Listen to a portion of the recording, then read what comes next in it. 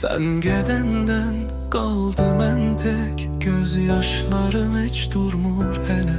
Ulduzlar sönük gecemin gehem, bu ömrüm oldu mene cehennem. Hatireler dolur başımda, her bakışın yanır bu ruhumda. Kaşı giderdim senin dalınca, ama yollar gandı mende açar.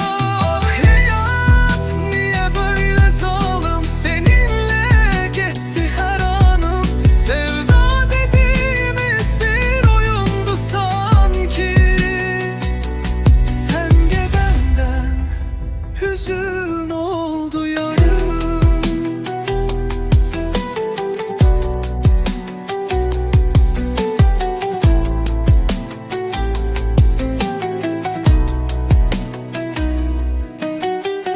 Bugünlerim bir kara kölge, seher ağrır.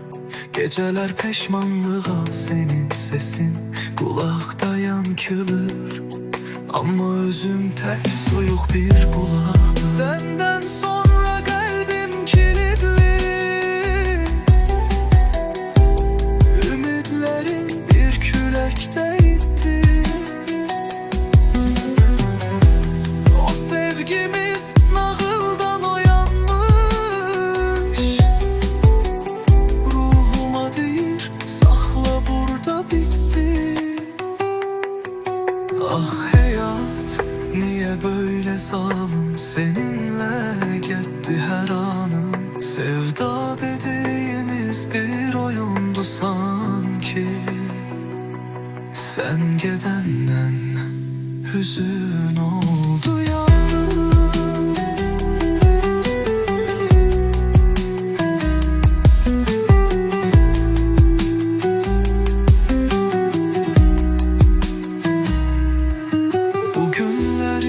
Bir kara kölge, seher ağrır. Geceler peşmanlığa, senin sesin kulakta yankılır. Ama özüm tek soyuk bir bulakta.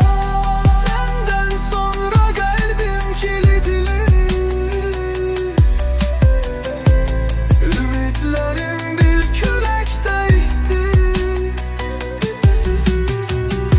O sevgimiz nağıldan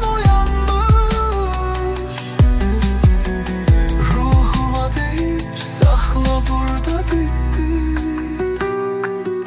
Ah hayat, niye böyle zalim, seninle gitti her anım. Sevda dediğimiz bir oyundu sanki. Sen gidenden hüzün oldu yarım.